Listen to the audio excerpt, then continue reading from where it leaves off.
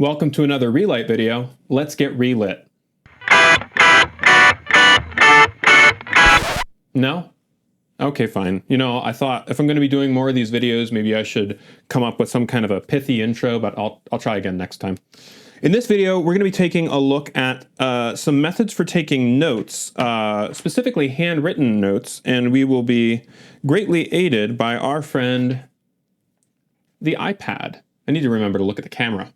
So a couple days ago, actually I'm not sure when this video is getting out, but a few days ago, one of our users went ahead and posted a screenshot of how he is annotating scripture using Relight and his iPad and the Apple Pencil presumably in his daily study. And I thought that was really cool, but when I saw it, because of what I know about iPadOS, I immediately thought of some ways that it could potentially be improved. So if you have an iPad, this tutorial is definitely for you. If you have something like an Android tablet, there may be things that you can apply here. If you watch this video and then you go and you do the research and figure out how to do it, please give a summary of how you figured out how to do it and go ahead and leave that in the comments below. And I will try to promote that, whether that's on Twitter or YouTube or all of them. Just try to make sure that people see it. Now, I've got my iPad here and I'm going to go ahead and become real small in the corner so that you can see. I've got John 3. Now I've got John 3 pulled up on my iPad. And there's a few things worth pointing out. One is, so this is an 11-inch iPad Pro from, well, it's the original 11-inch iPad Pro, whenever that was released.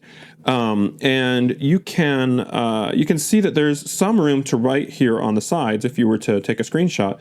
But if you want to add a little bit more room right off the bat, you can come up to here by tapping on this little AA, which I like to pronounce as ah.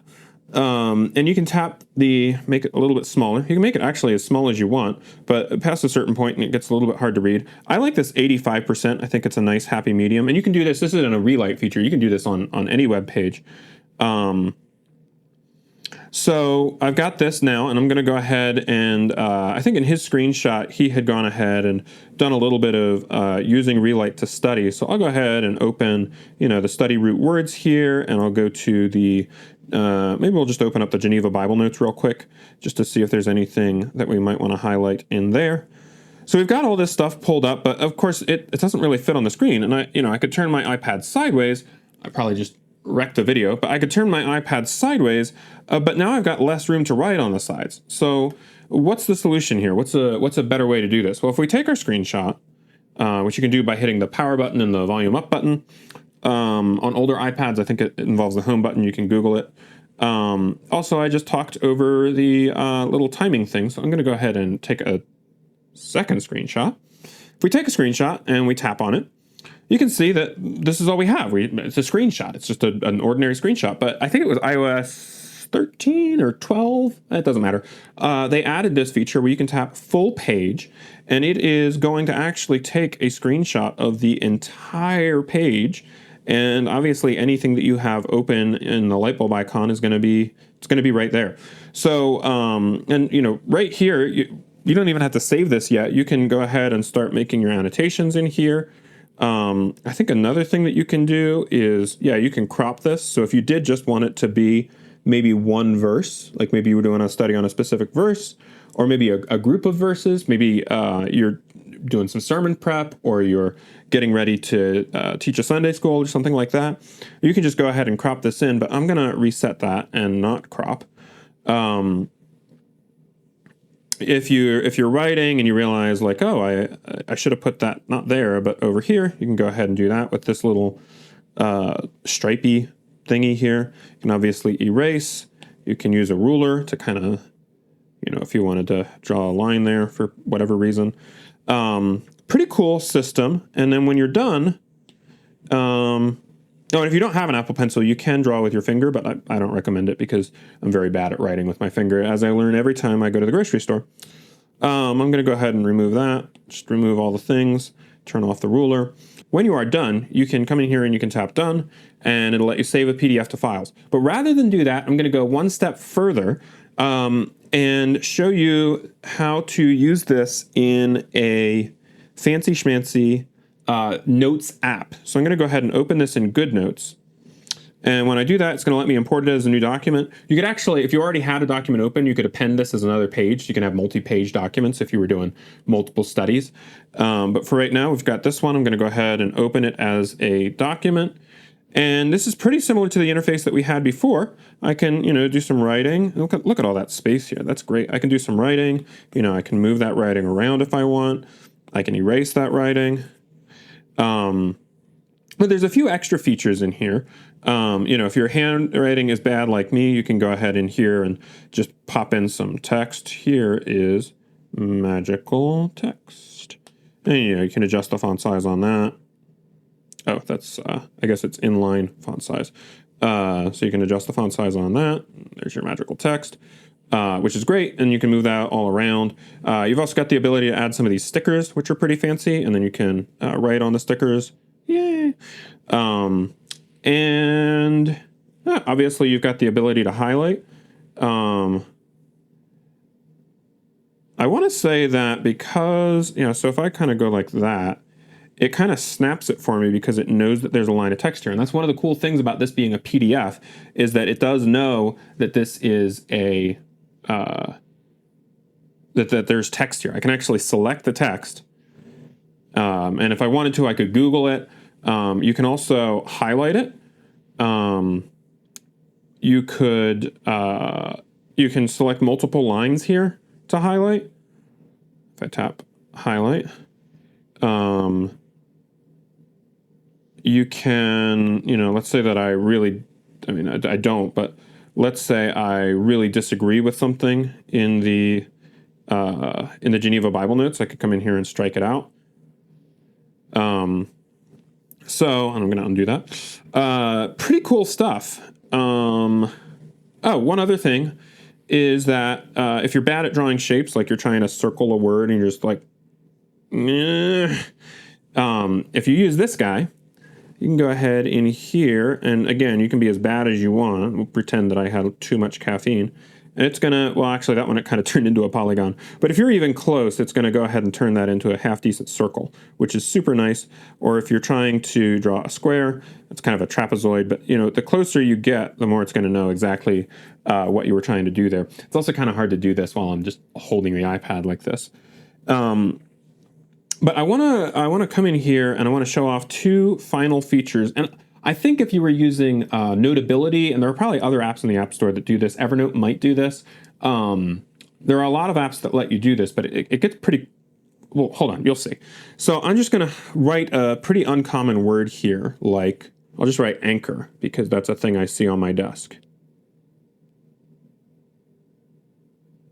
Okay.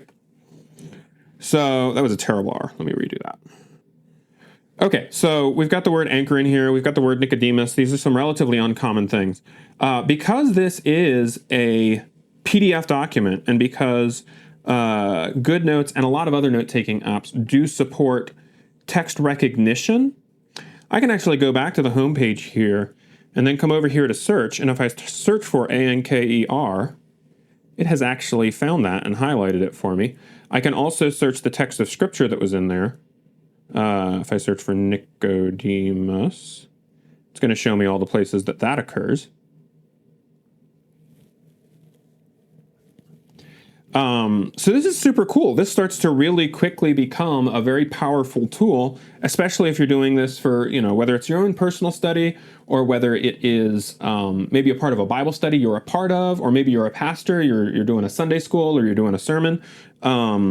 Just to show you one last thing here, I'm going to go ahead here and I'm going to say, let's say that we were doing a study on some of the passages that use the word born again. So if I come in here, let's go to GoodNotes and let's close out of this. If I come over to here and I take a screenshot and I do my PDF full page, but then I crop it, we can just get that one verse in there. We'll hit done. We will send that to GoodNotes. I will import it as a new document. So now I've got just this one passage. I cropped it a little bit tight there. I should have done a better job, but we've got just this one note.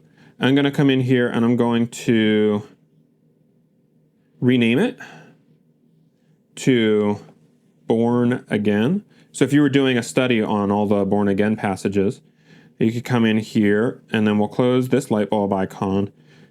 And so Nicodemus responds and he's got some questions about being born again, but then Jesus maybe specifies a little bit more. He talks about being born of water and the Spirit, which is related to the concept of being born again.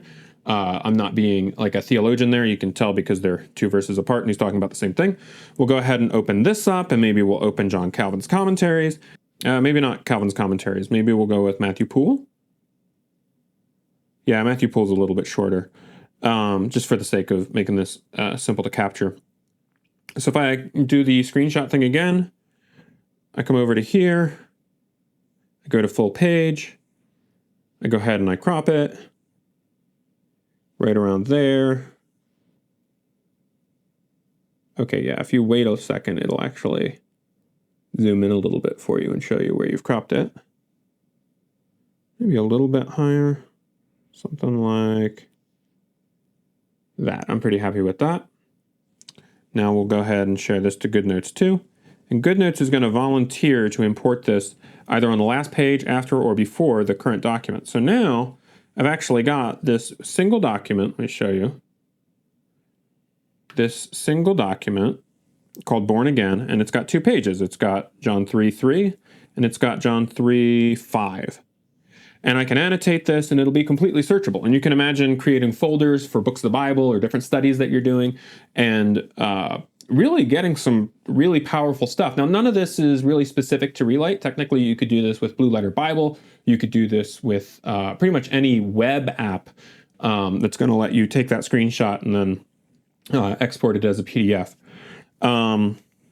So that's it. That's a pretty basic overview. I guess in the last video I said overview too many times. A pretty basic look at an interesting way to take notes in Relight using the iPad. We've got a few other videos planned, but I couldn't resist making this one because we've got users actively trying to do stuff like this, and I thought, why not show off? Really, it's not even what Relight can do. Show off what iPad OS can do. Now, another thing that you can do if you don't have an iPad, and I probably should have mentioned this at the beginning.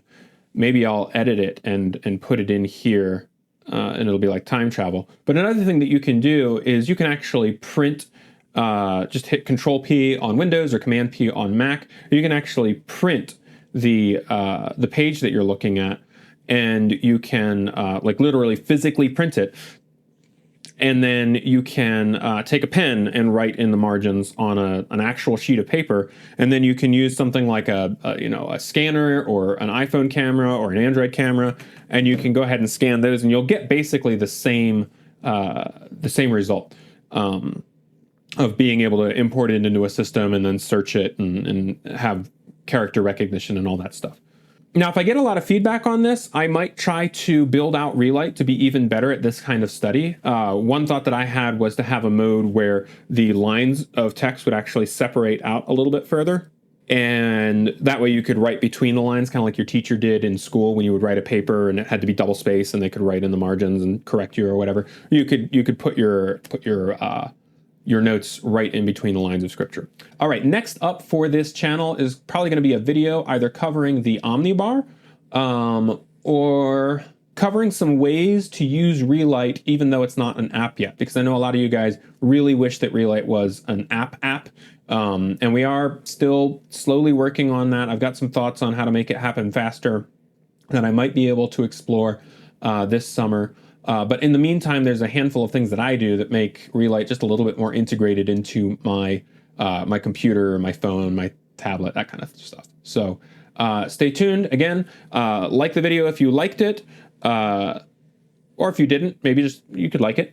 And then hit subscribe if you want more content. And I think there's a bell somewhere, something, bell, whatever. Thank you for watching, and we'll see you again next time.